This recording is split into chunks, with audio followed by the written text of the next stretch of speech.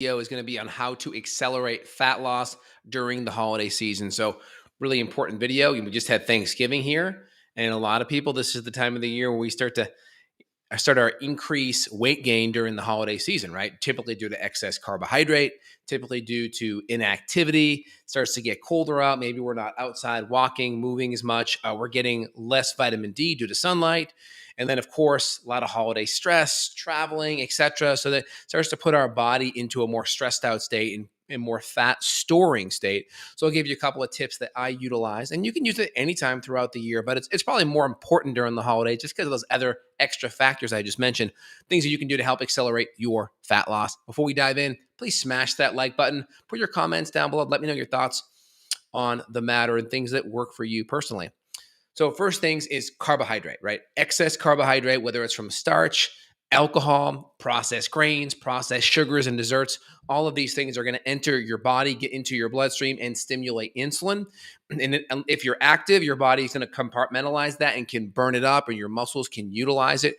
The more active you are, whether it's steps, lifting, this is going to help mitigate some of that. So you can take that glucose and insulin and ideally start to burn it through the muscles versus have that insulin store it in the fat.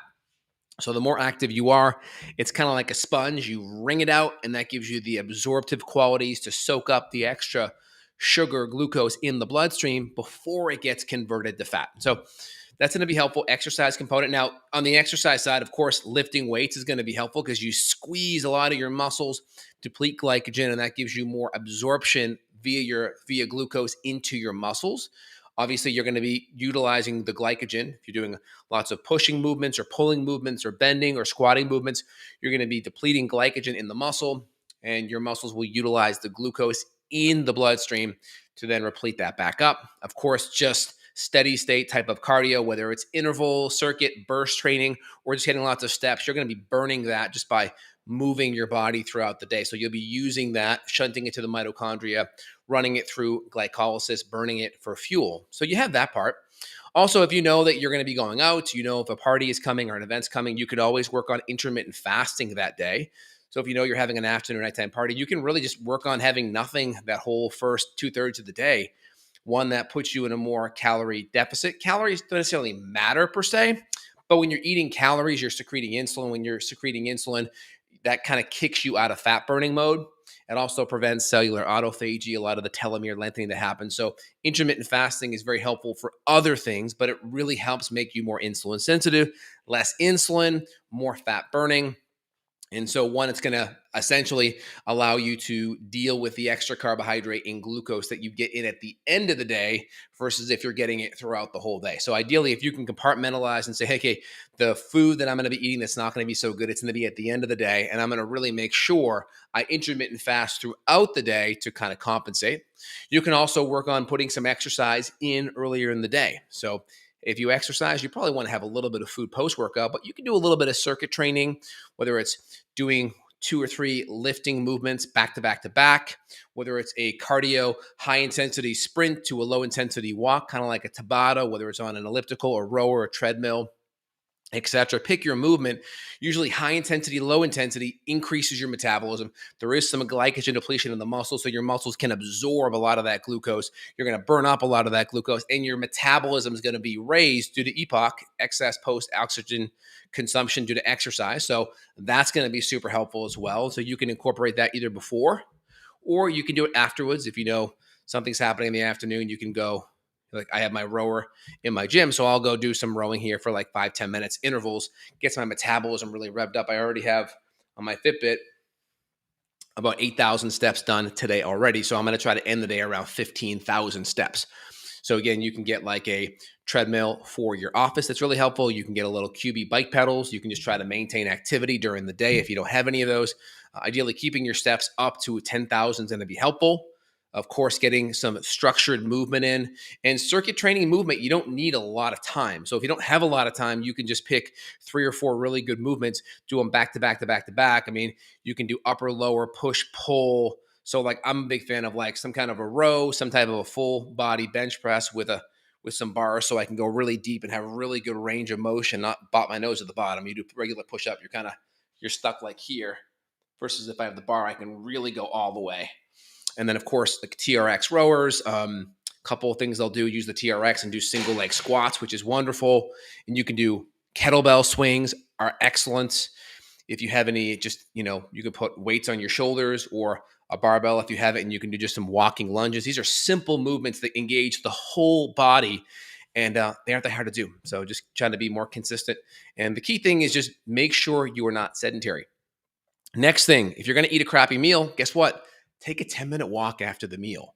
That does a lot to just start burning some of that glucose, opens up the cell to start receiving some of it, so you start burning it. So it just kind of nudges the body into a more burning state away from storage state. So the more that body is lined up and is very efficient at storing and storing and storing, the more efficient you're going to be at making fat. And so if you can just nudge the body, hey, I'm going to go for a 10-minute walk, and I'm doing that after each meal, okay, let's start burning some of this stuff. So it just starts getting the mitochondria kind of, pushed in the right direction. And again, you don't want to exercise after a meal because you're going to create indigestion, but walking is totally fine as long as it's not disrupting your digestion. It's totally fine. Outside of that, any other strategies? Vitamin D is very helpful at fat burning. So, of course, take vitamin D. There's some studies on vitamin D and fat loss. It's not a miracle. So if you're looking to take vitamin D and eat crap and not gain weight, that will not happen. It'll give you maybe a slight metabolic edge in the right direction. And if you keep your vitamin D up or try to get some sunlight based on where you're at, if you're in a latitude like in Texas, you can probably still make that happen. Where I'm at, not a big deal, right? So these are all good options for you out of the gates. Outside of that, I think the big thing, I think just looking at some of the dessert options and treat options and trying to use good bargaining. So I always try to be grain-free, keep the inflammation of my food down. Because even if carbohydrate's high, like let's say white potato or like some yuca versus like a bunch of like processed sugar and grains, the inflammation there is way higher. And that's going to create more fluid retention, stiffness, achiness, poor energy. So I always try to all right, one, keep the carbs down if I can. And that, there's some nice lower carb dessert options. Or number two, if I'm going to choose higher carbohydrate, make sure the inflammation of those carbs is lower.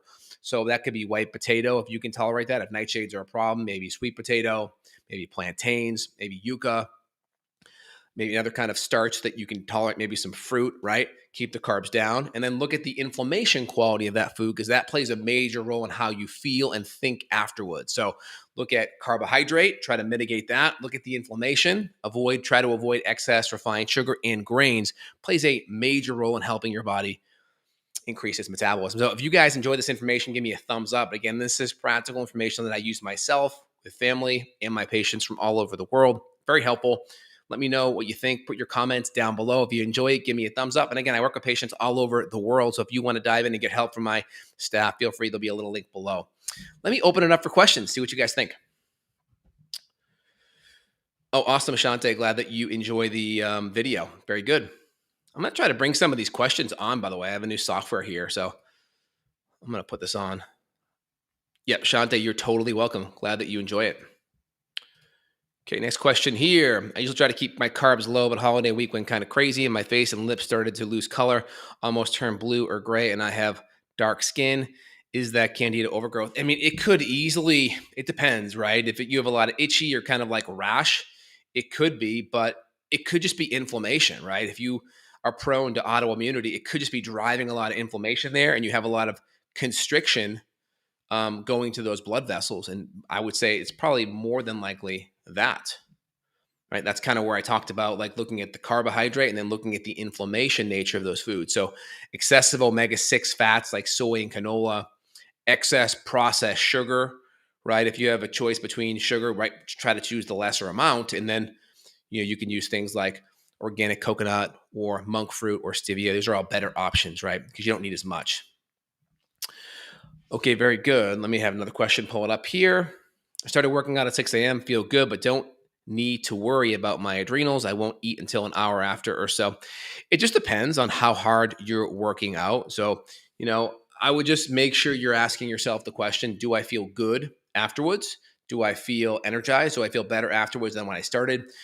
Can I emotionally repeat what I'm doing?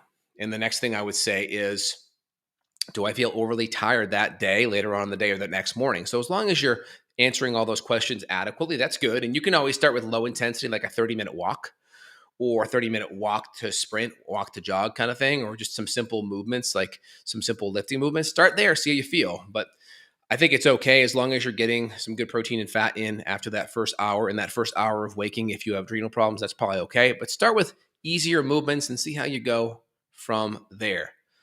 Awesome, guys. Hope you enjoyed that. So again, the goal really is you want to enjoy the holidays. You want to be able to have your treats. One, try to find healthier versions of those treats. There almost always is in any good paleo kind of cookbook recipe. You're going to find some good things. I have a paleo apple cake recipe that I have on my website. Wonderful, really good recipe. I also have a paleo apple crisp that uses nuts and seeds and coconut versus crust. And I think the paleo cake has like arrowroot flour and almond or coconut flour. So it's using total grain-free types of flours. Still has some carbs in it, but it's still going to be grain-free, which is much, much better. Of course, I lower the amount of sugar like 80%, and I use a little bit of organic, I got not agave, but organic coconut sugar. And I do it to taste. Just a very nice hint of sugar. I don't need anything overpowering. As anyone knows, if you don't eat a lot of sugar and processed food, your taste buds upregulate and become way more sensitive. Therefore, you don't need as much sweetener to have that flavor on your tongue. So as you get better and better with your diet, you will need less and less to have that sweet taste, which is wonderful because then you have less blood sugar in your bloodstream, less insulin, less fat storing capacity, which is good.